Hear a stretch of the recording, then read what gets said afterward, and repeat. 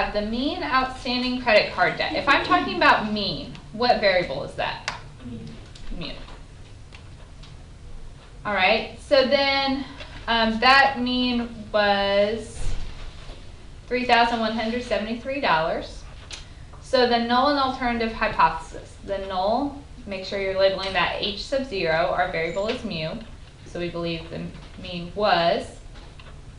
And they think it has decreased, so the alternative h sub 1 would be. All right, part B, explain what it means to make a type 1 error. So we know if it's an error, we made a mistake. Type 1 is telling us we conclude the h sub 1. So it would be concluding the mean is less than $3,173. But it's an error, so we're wrong. So when it is not. So when you're explaining it, you have to tell me which one you conclude, and then you need to throw in there that it's a mistake because it was an error. So type 2 error is when we conclude the h sub 0, but we're wrong. So type 2 would be concluding the mean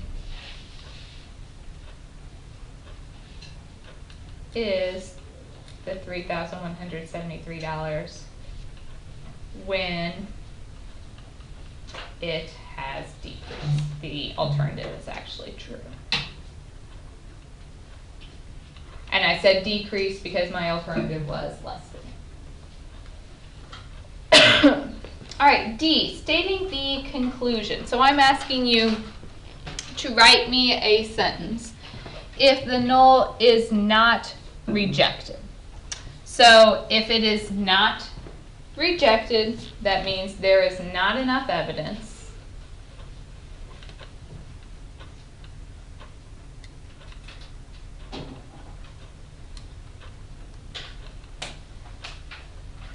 to conclude the mean has decreased.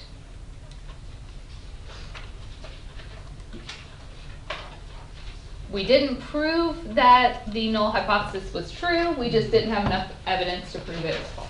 Mm-hmm.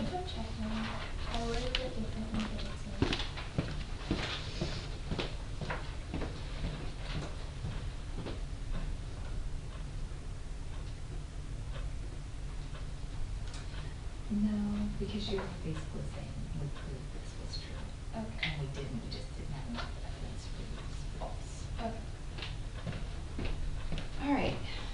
See, if it is rejected, that means there was sufficient evidence. So there is enough evidence to conclude the mean has decreased.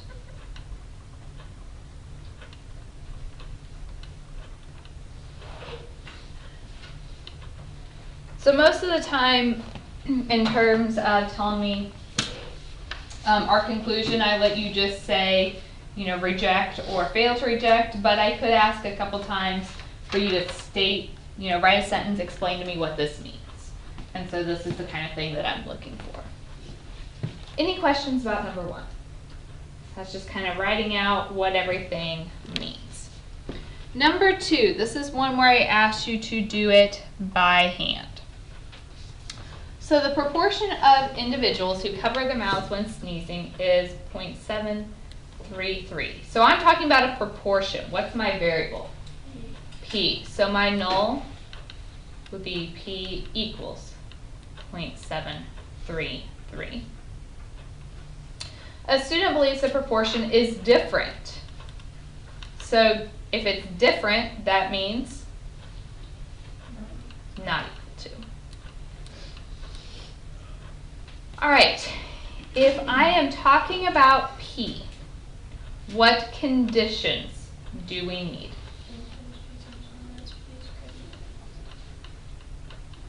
All right, so my N is 100, my .733 times 1 minus 0.733 is 19.577. That's bigger than 10, so we're good. All right. When I'm dealing with the mean, what is my condition? If my variable is mu, what's my condition that I need to meet? I have to be, either it has to tell me it's normal or my sample has to be bigger than 30. All right, testing it by hand. There are a couple different ways of doing this because we had the classical and the p-value approach. So you could have done it a different way than I did. So we need to find our p hat. We know p hat is x over n. So that would be 78 out of 100, or 0.78. Look at your formula sheet.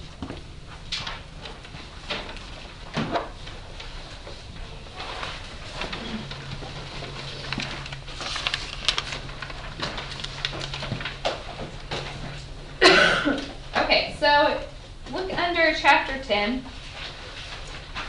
If you ever forget if you need a z or a t, this kind of clues you in. When it has a z, you notice it has p hat and p in your formula. When you're looking at z, it has x bars and mu's. So we need a z value.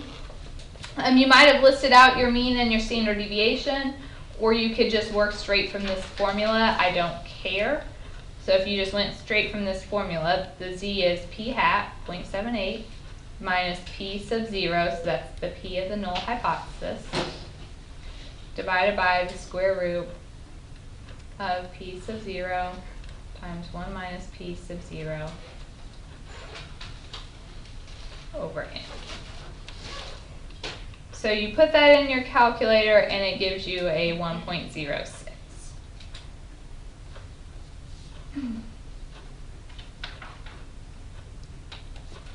All right, so let's do this. I need to find the probability that z is not equal to 1.06 because my alternative is not equal. Not equal to is probably the hardest one to think about. So since my variable is z, you need to go to your normal table.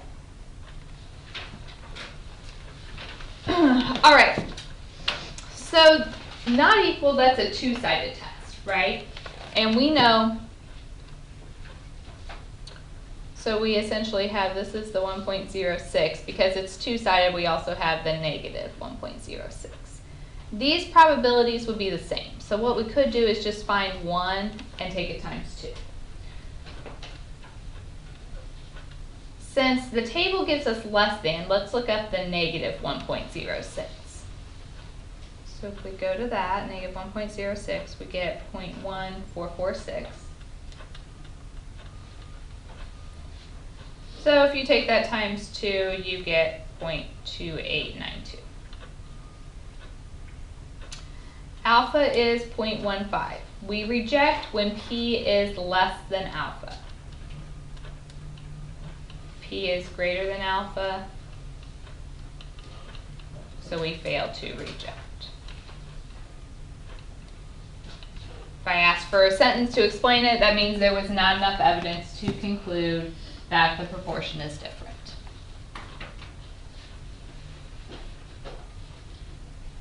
Questions?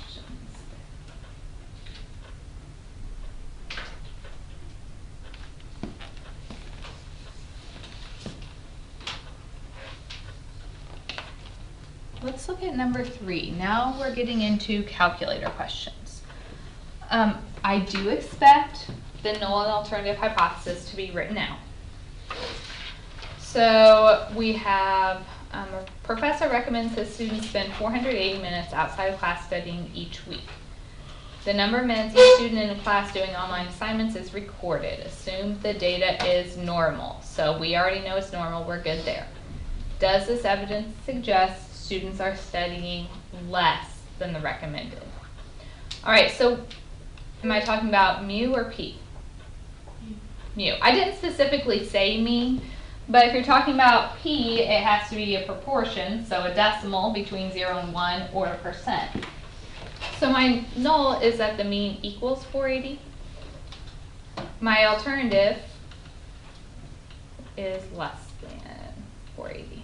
Sorry, that's not a decimal there. Kind of looks like it. All right. On your calculator, you want to put all of this in your L1. Even if you got it right, it's good review today, since we haven't done this in a few days. To go through. This is one set of data, so everything goes in the L1. Clear out anything you have in L2 and L3.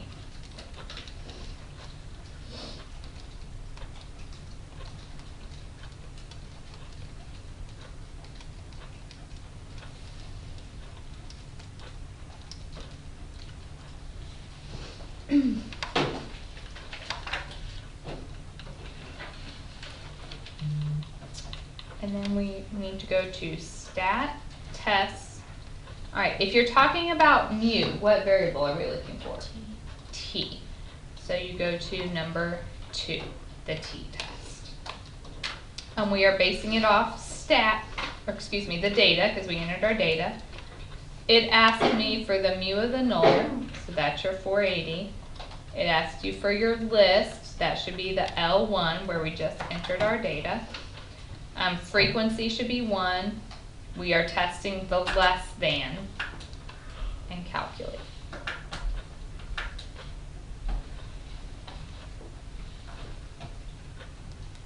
All right, what did you guys get?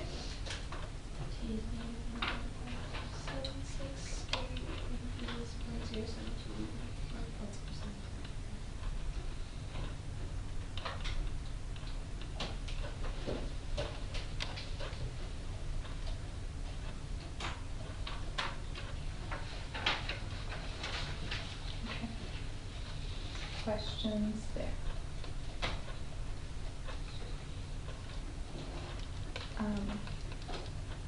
This is the minimum. You have to have the null and alternative. You have to have your T and your P. And then your conclusion, would we reject? Our P is greater than alpha, so we fail to reject the null hypothesis. There's not enough evidence to conclude that these students are studying less.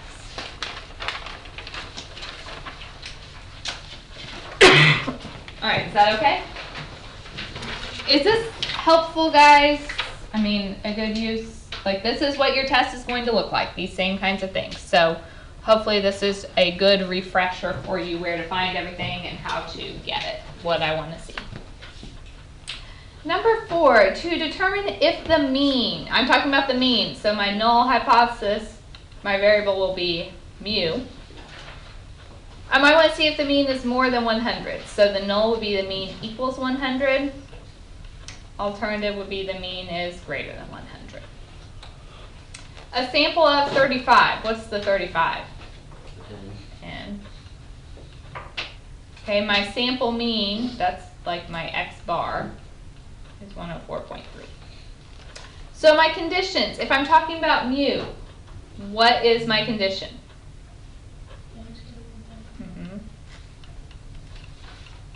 So 35 is bigger than 30. We're good there. So we can assume it's normal. So this one, I asked you to test it by hand. So you can expect the same thing on the test. I'll probably ask you to do one of the p-values by hand and one of the, like when our variable is p and one when our variable is by hand. So if I look at this, we need to get what variable if we're talking about mu? The t statistic. Look at your formula sheet. So under chapter 10, we know the t is x bar minus mu sub 0 over s. What was my standard deviation here?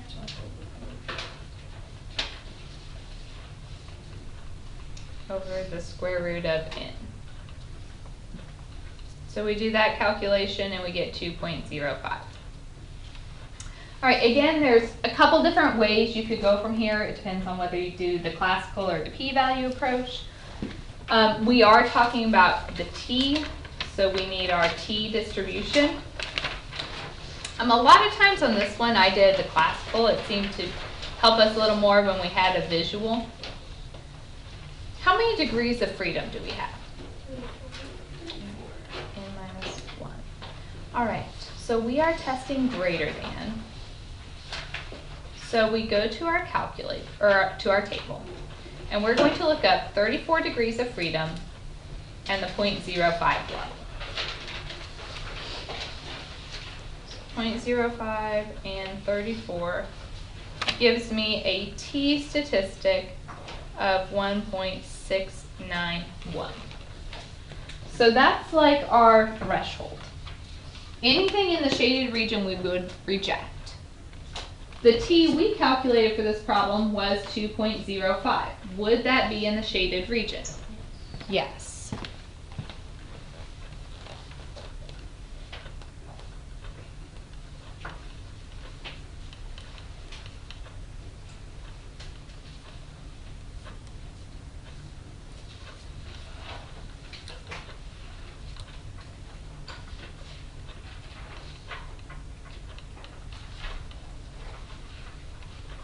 Does anyone want me to go through the p-value approach on this one? How to do it the other way? Are you okay with this method?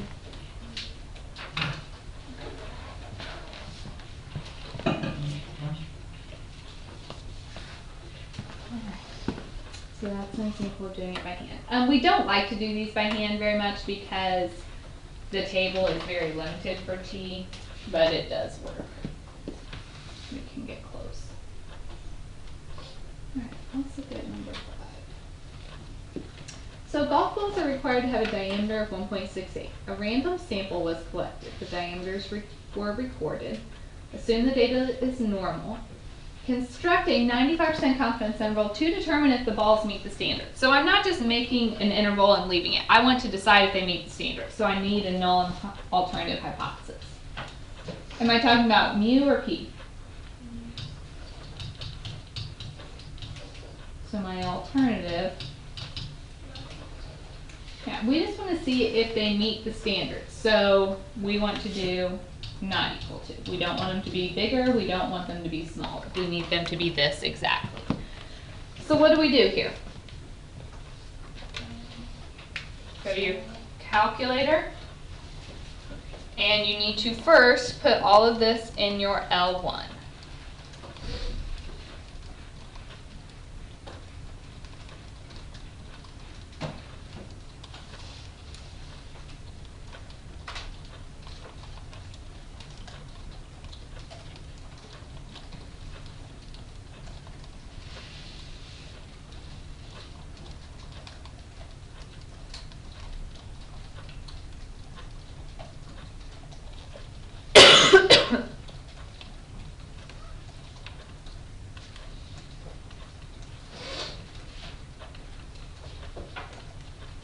If I'm looking at mu's, what's my variable? T or P? T. So we want a confidence interval. So where do we go to? Number 8 is a T interval. And we're going to base it off data. The list is L1. Frequency is 1. Confidence level, make sure you change that. A few people have came to me and said they got the wrong answer and they didn't know why, and it was just they didn't change their confidence level when they entered it, so we need that to be 0.95 and calculate. And so we get 1.6782 to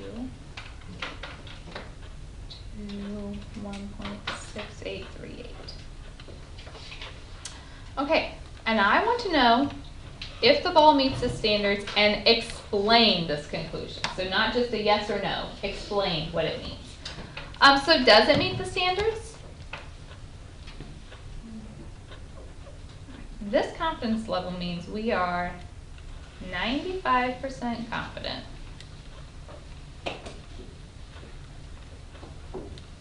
the mean is between 1.6782, and the 1.6838. Does that include the null hypothesis?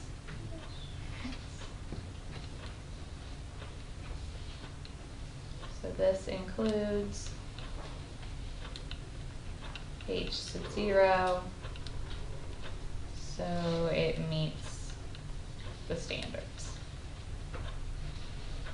Or we fail to reject. There's not enough evidence to conclude that this is different than we want.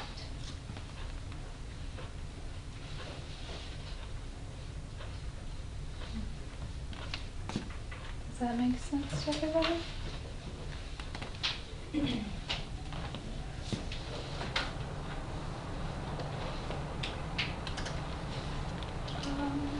Number 6.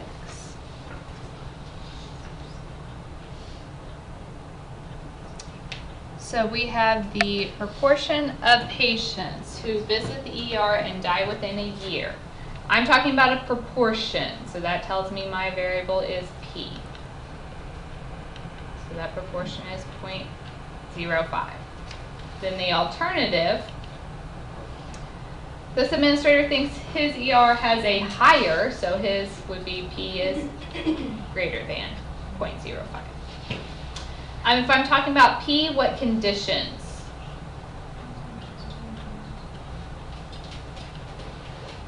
And I will try, I'll try to have it broken down like this on the test to kind of remind you when to make sure you're checking your conditions, write out your stuff. So just to kind of give you a clue of the things that I want to see.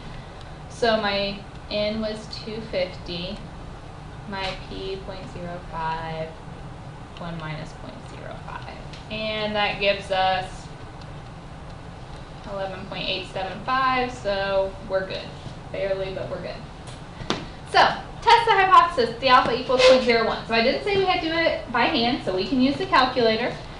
If I'm talking about P, then we need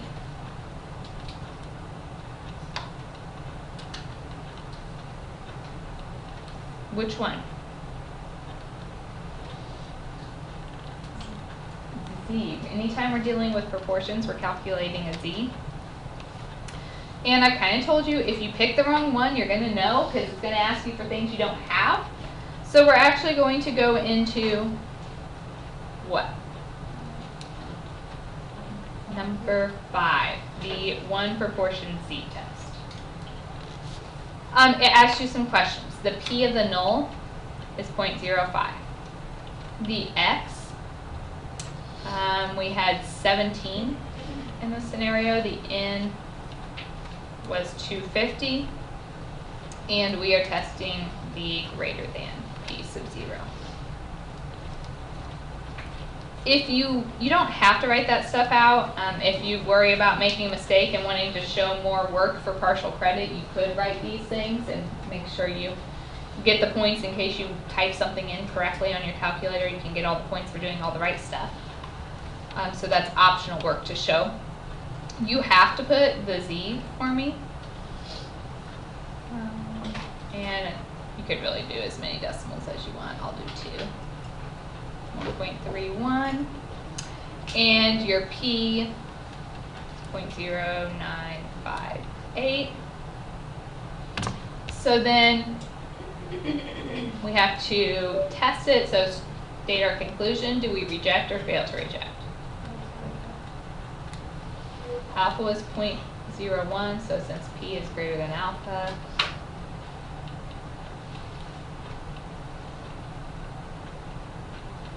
we fail to reject the null. D, constructing a 99% confidence interval and interpret, so that means we have to write a sentence. So the 99% confidence interval, so we need to go into stat tests.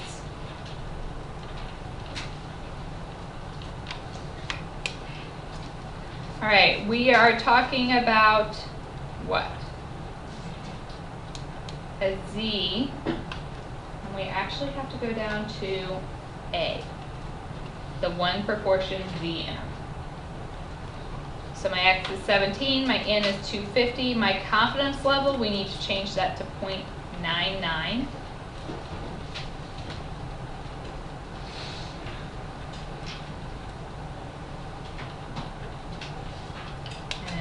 calculate. And we get 0.02699 to 0.10961. So this means we are 99% confident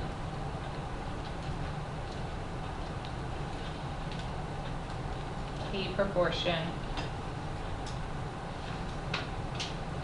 is between these values.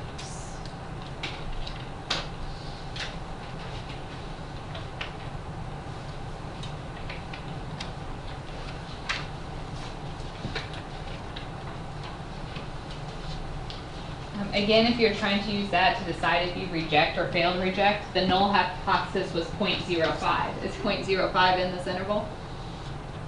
Yes, so that would tell me fail to reject, which is the same conclusion we got before. All right.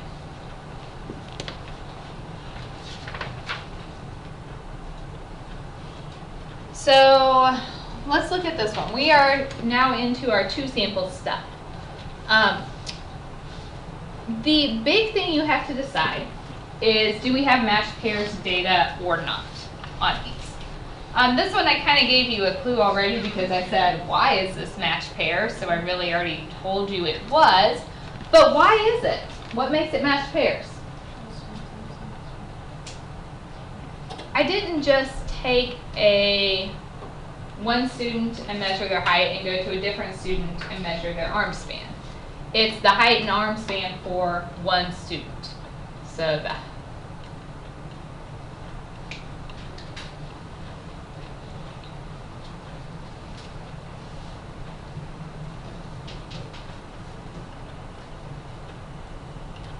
when it's from the same person or they're somehow connected, that's what makes it matched pairs. So the null hypothesis. And when we got into the two sets of data, everything we were looking at was with the means. So your null and alternative is really based on if it's matched pairs or not. If it's matched pairs, we're looking at the difference. So the mean of the difference is 0. Is always the null if it's matched pairs. Always. So matched pairs, mean of the difference equals 0. The alternative, we want to test the idea that they are equal, so the alternative would be not equal to 0. All right, so then when you enter this, we're going to put it in L1 and L2. So L1 would be my height.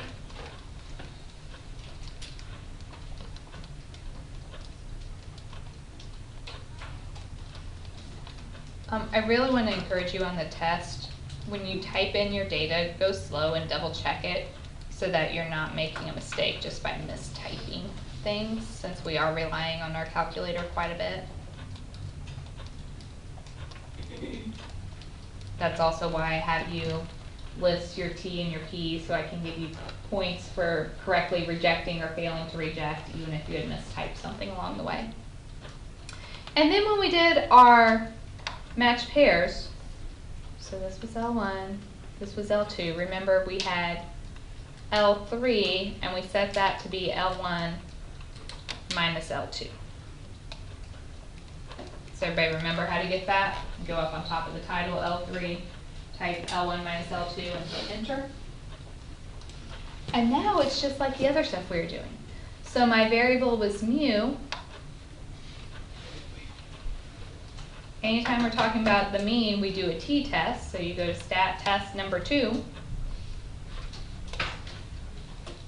We're basing it off data. The mean of the null is 0. List will be for L3, the difference. Frequency is 1. We are testing not equal to. And we get that T is negative 0.3924. P is 0.7039. So if we look since P is bigger than alpha, because alpha is 0.05,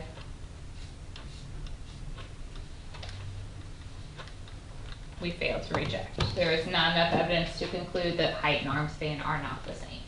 Does anyone need help with their calculator getting that?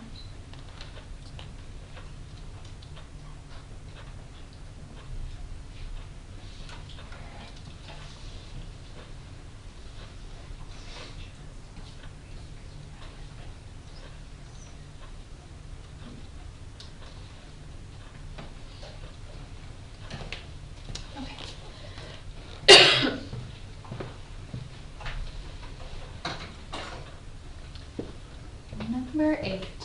When I talk about independent sampling, are they connected in any way? No. Dependent is matched pairs. Independent is not. So when we have independent, they are not connected. So our null is that the two means are equal. The alternative, I want to know if the first set has a higher mean, so the mean of the first is greater than mean of the second. So you guys need to remember, if it's matched pairs, we're talking about the mean of the difference equals 0. If they're just two independent sets, it's mean of the first equals mean of the second. All right, so now we need to test this. So when we go into stat test, I now have 2 different samples. So where do we go?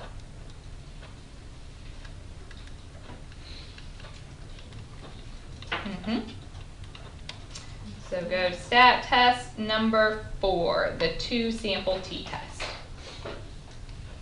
And we're going to do it off stats this time, and it asks you all these questions. X bar of the first, so 48.2. The standard deviation of the first, 8.4. The number of the first is 45, and then the same questions for the second set of data. And then we are testing greater than. For pooled, just make sure that says no. Calculate.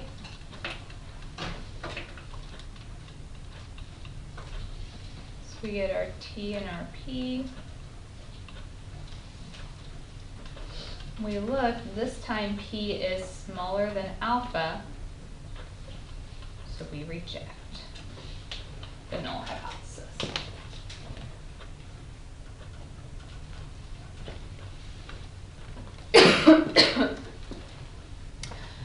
This asked us to run a confidence interval for the difference.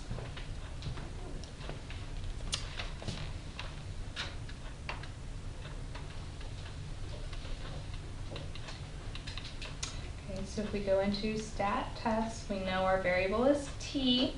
We know we're looking for an interval. So if you go to 0, that's a 2 sample t interval. It should already have all the information that we typed in for the first and second set. Go down and adjust your confidence level, needs to be 0.96. Pooled is no, and calculate. It's automatically making this difference for the mu of the first minus the mu of the second. You don't have to do anything for that. That's how it creates the interval. So we get negative 1.258 to 7.2584. I did not ask for you to interpret or make any kind of conclusions there, so that's all you need.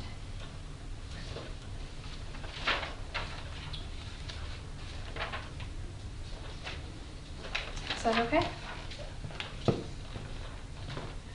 Last couple. All right, number 9, what did I tell you about this set? Matched pairs. When you have matched pairs, what is the null hypothesis always? The mean of the difference is 0. That's always the case for matched pairs. All right. And I want to determine if the mean of the first group is smaller than the second. So think about when we do matched pairs, we always do the first minus the second. If the first one is smaller, what kind of number will you get when you subtract them? Negative. So we're going to test less than 0 since the first one is smaller.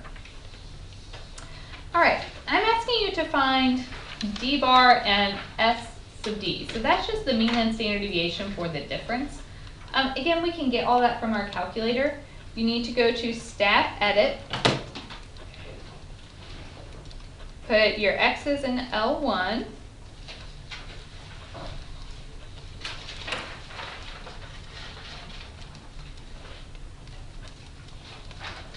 And your y's in L2.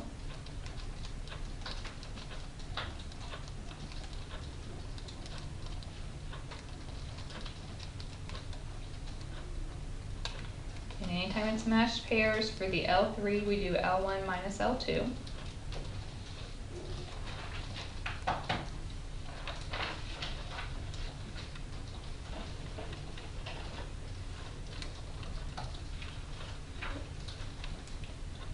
And then we can go into Stat, calculate number 1, the one variable statistics, and we're going to do that for the list L3, because that's the difference.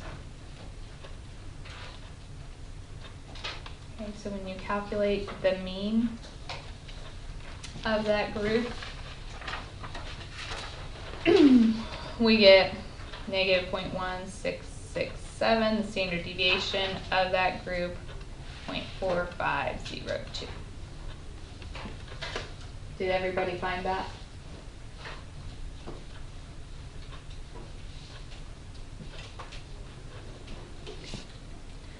Test the hypothesis at the 0.05 level. So I've given you all the stuff to do it by hand, but I told you I'm not going to make you do these by hand, so we might as well just do it on our calculator. Everything else is in here. So we're going to go to Stat Test. Because I'm looking at the difference, we're just going to go to number 2, our regular t-test. We're running it off the data. The mean of the null is 0. The list should be L3. We are testing less than.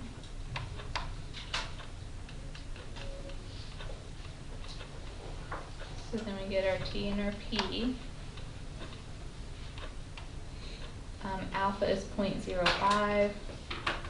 So P is greater than alpha, which means fail to reject.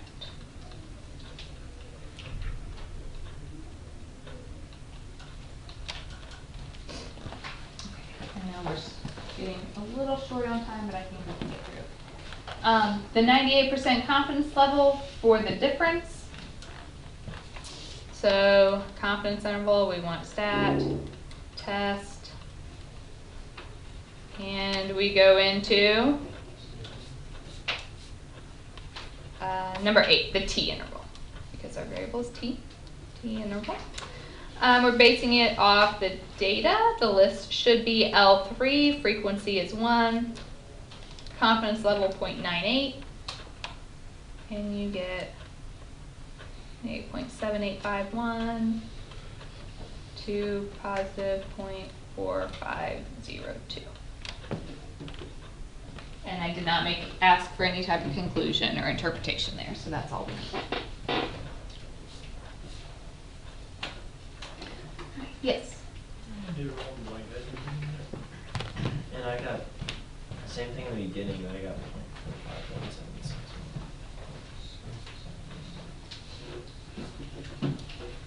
For which, did you get the same thing?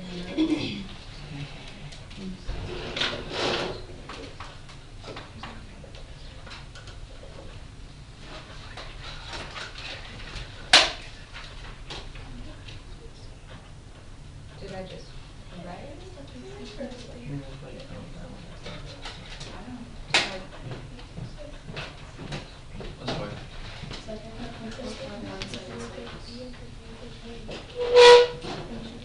You got the 0.45176? Yeah. Oh yeah, I did too. I wrote down my standard deviation instead of the second half of my interval. Sorry about that. You're correct. No, I think I wrote down the first half of my interval and then looked down at the standard deviation instead of the second half.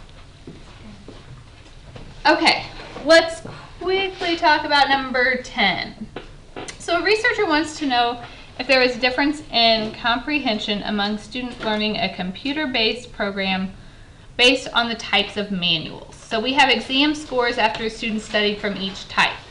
So the question, first of all, is this matched pairs or not? No. What would make it matched pairs? If one student did it twice. But since I just did a group of students in the first and a group of students in the second, it is not matched pairs. So that means my null would be that the means are equal. The alternative, I want to know if it makes a difference. So I didn't say one different than the other or one higher than the other, so just not equal. On A, we know that anytime we're dealing with mu, we need a sample of at least 30. If we don't have 30, what has to be true about the original population? Normal. Yep. All right, so testing this at the alpha equals 0.03 level. So we need to enter this data into L1 and L2. You will not have anything in L3 this time because they are not the same.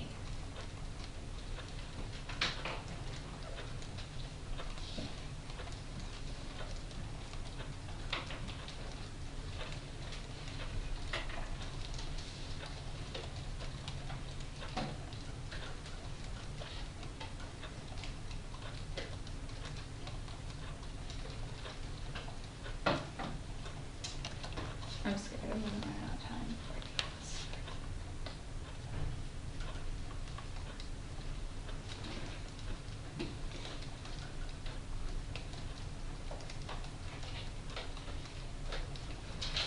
Alright, so then you have to figure out which test to run.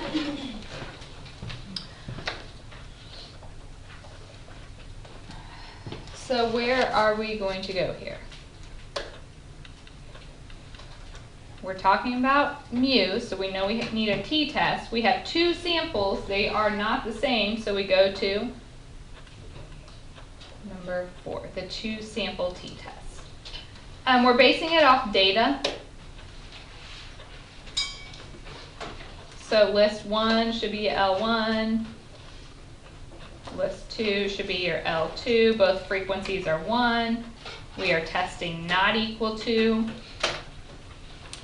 And so then it gives you the T and the P. We are testing it at the 0.03 level. So my P is less than alpha, which tells me reject. And then part D, I asked you to write a sentence explaining it. So there is enough evidence. There is sufficient evidence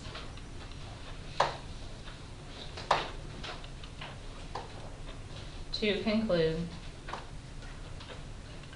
My alternative was just the not equal to, so the means are different.